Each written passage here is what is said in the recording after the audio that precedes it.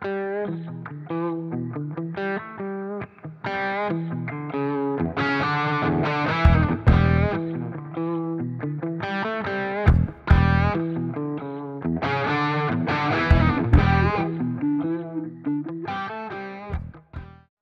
그 다음 10번입니다. 미납갈리비. 미납갈리비.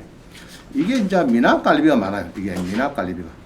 이게 이제 결론적으로 그림처럼 미신고한 미납갈리비는 공용 부분을 제외하고 낙찰자가 부담을 안 해도 된다. 근데 보통은요, 갈리비라 하는 것은 거의 공용이 거의 막 90%입니다. 왜냐, 그러면은 주로 관리비가 임금이 많거든요. 경비원, 그 다음에 청소, 미화원, 이 사람들 임금이 많기 때문에 거의 90%가 공용 부분입니다. 공용 부분은 전 임차인이나 소유자가 안 내고 도망가피면은 낙찰자가 물어야 됩니다. 200이든 300이든. 상가 같으면, 막 찜질방 같으면 뭐 4천만 원, 5천만 원 막 묻니다.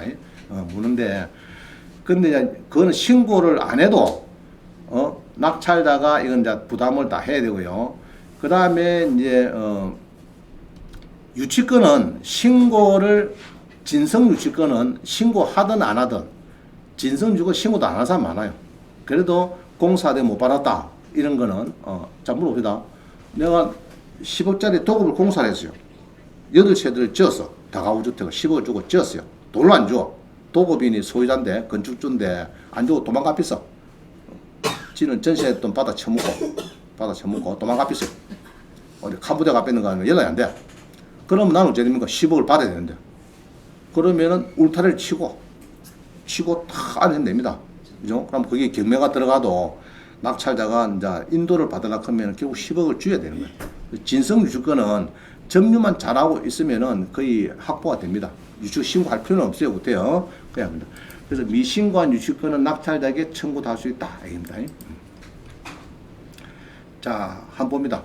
가평에 이 주택인데 여기가 공사대금으로 4억 5,100의 유치권 내신 거예요. 22-74386만 보입니다. 22-74386.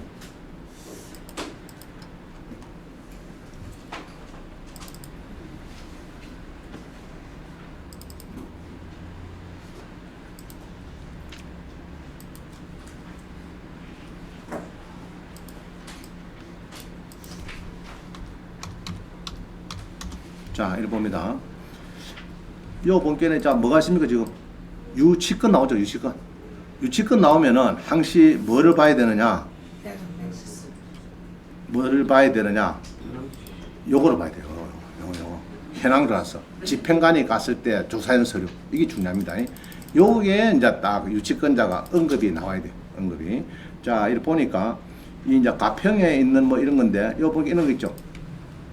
임차인 점유 기타 점유하고 현장에서 만난 송 씨는 의정부 법원으로부터 유치권이 존재한다는 성소 판결이 확정된 유치권자로 유치권 행사를 해서 이 사건 부동산 전부를 직접 점유하고 있고 있다. 뭐 이런 이야기입니다. 그러면은 문제가 있다 없다 이거는 문제 있는 거예요. 그죠? 그래서 유치권자가 집행관이 가서 이거를 만들거든요. 딱 경매가 땡 하면은 감정 평가사가 가지고 5억이다 10억이다 평가를 하고 또 집행관도 쫓아갑니다. 가서 이제 사진도 팍 찍고 이제 조사를 해요. 누가 사는지. 그때 유치권자가 딱 언급이 되면은 여러분이 이기기는 힘듭니다. 그죠? 힘듭니다. 근데 여기 언급 안 되고 다가구 주택인데 전부 다 임차가 있다. 제3자가 유치권이 뭐 10억 있다. 그거는 벨불 없는 거예요. 점유를 안 하는 유치권은 필요가 없는 거예요. 그래서 이렇게 이야기가 나오면은 요거는 여러분들이 이제 조심해야 돼요. 조심해야 되고 이제 요 물건은 금액은 많이 떨어졌어요. 8억에서 9,500 떨어지고 공유물 분할한 경매니까 뭐 전체 경매는 맞는데 9,500인데 문제는 뭐냐? 유치권자가 쭉 읽어보면은 4억 5,100만 원 유치권이 있다 이만 4억 5,000만. 그럼 요걸 해결해야 돼요. 절반 주고 합의 쇼당 하든지 요거는 붙어봤자 여러분이 이제 힘듭니다. 힘들고 또 유치권이 이렇게 딱 언급이 돼 현황조사에 언급되는 거는 대출을 잘 안 해줍니다. 대출을 은행에서. 이제 그게 문제입니다. 100% 자금을 넣어야 되니까 이제 힘들죠. 그래서 이런 거는 이제 낙찰을 좀 그래서 안 팔린 겁니다. 12%가 떨어도 그죠? 100% 지도 넣어야 되고 유치권도 4억 5,100 해결해야 되고 이제 이런 두 가지 문제 있으니까 자 요거는 이제 먼데는 그거 또 창원구입니다. 창원에 보니까 상가가 진해 경화동에 13% 떨어졌어요. 그럼 유치권 여지 따라 써놨어요. 그럼 낙찰받으면 되는가 한번 붙어봅니다. 이거 보니까 이거 써놨죠. 제가 밑에 써놨죠. 그죠? 현 점유자 줄칩니다. 강동주를 만나서 문의하니까 이 사람이 1년 전에 이전 점유자 퇴거하고 난 뒤에 유치권 행사해서 본권 전부를 점유 관리하고 있다. 자, 요리 놓으면은 여러분들이 유치권에 대해서는 이제 고민해야 돼요. 그렇죠? 이 문구 없으면은 낙찰받아도 돼요. 지금 뭐 밖에서 유치권 주장하든 말든 거는 지시 세상이고 일단은 해당자수에 이렇게 딱 놓으면은 여러분이 이제 대출도 안 되고 유치권도 해결해야 되고 알겠죠? 자, 그래서 진성 유치권은 신고를 꼭 해야 된다 안 해야 된다. 자, 밑에 써놨죠. 유치권자 없지만은 진성 유치권은 신고를 안 해도 된다. 진성 유치권은 신고 안 해도 그거는 확실히 여러분들 딱 가보면 현장 가보면은 달라요. 프랜카드 붙여놨고 뭐 딱 일단 현황조사가 제일 중요합니다. 주로 이런 게 있거든요. 현황조사는 유치권자 언급이 전혀 없는데 3차 유찰자하고 딱 가보면은 막 프랜카드를 큰 거 붙여놨어요. 그거는 필요 없는 겁니다. 그렇죠? 원래 유치권자는 언제부터 점유해야 되느냐? 임의경매 이전부터 점유해야 되는데 우리가 임의경매 때 막 CCTV를 끝나고 안 하기 때문에 집행관에 갈 때 이때 수리가 이게 제일 중요합니다. 판결문 때 요거가 많이 해요. 자, 집행관에 갈 때 니 없을 때 그때 그래서 너는 유치권 승리 안 한다.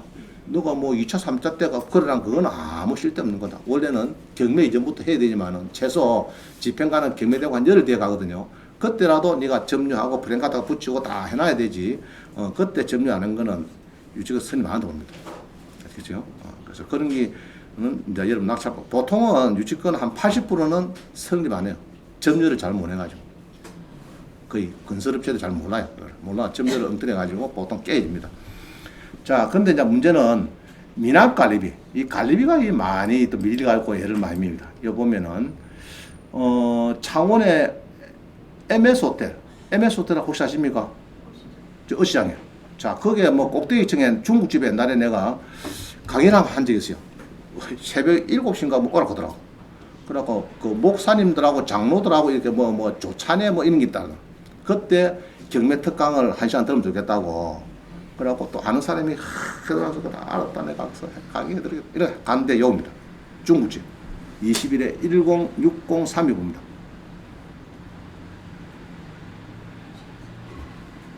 20일에 106032 갈리비양입니다. 이제는 106032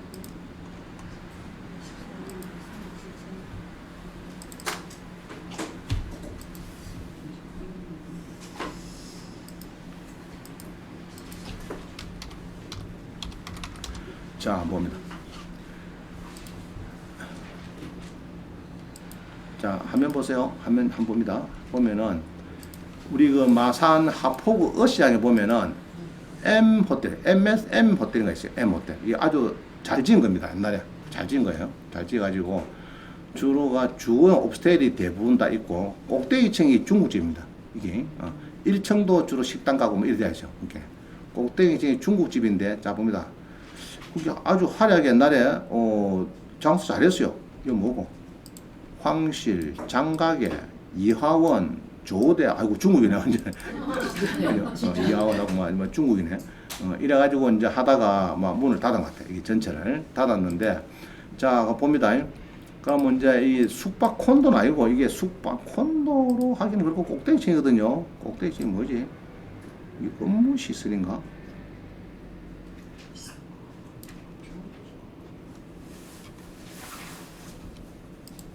15층의 업무시설, 숙박시설, 일종건설. 건축물 대량이 없어서 또 그렇네. 일단 뭐 가득 꼭대기층에 일반 음식점으로 중국집에 쓰고 있어요. 일반 음식점. 일반 음식점으로 술을 파는 음식점. 중국집은 쓰고 있는데 요거를 낙찰 받으려고 보니까 금액이 좋죠. 그죠? 근데 문제는 평수가 전용이 크니까 문제가 뭡니까? 이런 거 받아. 이 관리비가 이게 문제입니다. 지금 큰 거는. 그래서 관리비가 문제인데 14억이 3억까지 떨어지는 건 좋은 겁니다. 상가가 26%. 괜찮은 거예요. 괜찮은 거. 또 아마 바다가 필요가 모르겠는데, 그래가지고 이제 옛날에 10년 전에, 9년 전에 11억 주고 산 건데, 대출 받고 했죠. 대남에 대출 받고 했는데, 관리비가 봅니다. 관리비가 얼마 밀다고요? 4천만 원. 그럼 공룡 관리비가 한 달에 한 200만 원, 250만 원 나온대. 한 달에. 한 200, 250 정도. 그냥 가만히 비워놔도, 그거는 전체니까 공룡 관리비가 아니다. 그래서 여러분 평수 큰 거는 낙찰 받으면은 공룡 관리비를 조금 고민해봐야 돼. 물론 대출자도 뭐 내야 되겠지만은 공룡 관리비가 비워놔도 이제 임대 나갈 때까지는 이제 여기 나오거든요. 월세하고 요거도 받아야 되니까 줘야 될 사람은 요거도 줘야 되고 월세도 줘야 되고 이렇거든요. 이제 그건 고민해야 되고. 자, 그럼 4천만 원 중에서는 대부분은 비어 있을 때는요 전기 수도를 안 쓰거든요. 안 쓰니까 거의 95% 공룡입니다. 공룡 거의 대부분. 그럼 낙찰 받으면은 근데 이게 이제 문제는 이게 2년치가 이렇다 일만인데 그럼 만약에 5년치다 그러면은 3년치만 내시면 되겠어요. 여러분들 3년치 정도는 대부분 판례에서 낙찰을 무려 3년 넘어가면은 소멸시효가 됩니다. 자, 이래요. 상남에 가서 내가 양주를 많이 먹었어. 술을 좋아하고 한 500만 원씩 밀어놨어요. 그래서 마담이 한 2년 뒤에 돈 내라고 쫓아왔어요. 안 주니까 또 법원에 소송했어요. 판사한테 가서 내가 술값 밥값은 채권 단기 소멸시효 1년 아닙니까? 걔네. 맞다. 그럼 1년 지내서 이야기한 거는 그건 무시하면 됩니다. 그러면 이제 공사대가 몇 년? 3년. 은행 상사 채권은 5년. 여러분이 돈을 이렇게 빌려서 차용문이 없어. 11년 동안 말도 안 해서 연락이 안 돼가지고.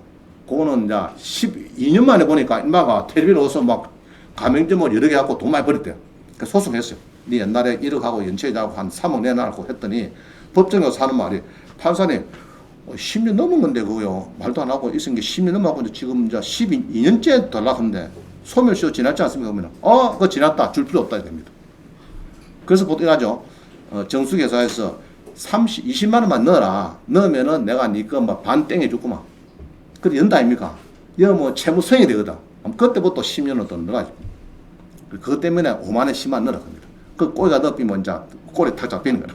10년 지낸데 불구하고 이제 그런 겁니다. 자, 일단 관리비는 뭐 대부분은 한 3년치는 여러분들이 이제 내인다 이 말입니다. 이제 그거 기억하시면 되겠습니다. 보통 아파트는 200~300만 원, 그죠? 200~300만 원 보통 미리가 있죠. 미리 가지고 이제 막 1년치 막 안 내고 이런 게 있습니다. 그런 거 여러분들 내시면 되겠습니다. 자, 관리비는 이제 여기 뒤에 표를 보면요. 노란 거 있죠? 1, 2, 3년 안에 요 정도는 여러분이 공용 관리비는 부담을 해야 된다. 나머지 4년, 5년, 6년 되고 이런 건 아무 필요 없어요. 그러고 이제 전용 관리비, 전용 전기, 수도, 가스로 이거 다 필요 없습니다. 전용 전기, 수도, 가스로 이런 건 필요 없어요. 자, 이런 게 있어요. 수학실 보니까. 경남 도시가스공사에서 그 지난번에 그 임차인이 가스료 그때 120만 원 밀리가 안 나왔는데 그거 세입자가 안 넘어오면 우리 가스 못 넣죠. 말이 맞다 틀리다. 틀립니다. 아시죠? 전용 수도, 전기, 가스 옛날이었거든. 공장 경매 당하면은 전기료가 한 3천만 밀렸어요. 그 낙찰받은 사람한테 이제 전기료 들어가고 뭐 한전에서 야 옛날에 3천만 밀린 거 네가 내놔야지 안 그러면 내 전기 못 넣어줘. 네 전기 한전에서 전기 안 넣어주면 어디 넣을 겁니까? 미국에서 뭐 선을 끊어오기가 그거 아니잖아요. 그 꼼짝 냈어요. 근데 소송 붙고 보니까 아니다. 전용한 거는 그 사람한테 받아야지. 그래서 공룡만 미완들이 경경들이 하는 공룡 관리비 그거는 막 누구든지 내야 되지만은 전용 쓴 거는 그 사람들이 받아야지. 그거 뭐 안 받아놨고 그때 안 받아놨고 지금 낙찰한테 내 그건 안 되는 겁니다. 전용 전기 수도 가스는 낼 필요가 없다. 아시겠죠? 공룡 관리비는 3년치 낸다. 막 그래 보면 되겠습니다. 그 요것도 저에게 썸네 2개 있죠. 상가 관리비 체납 문제 1349강 하고 있습니다.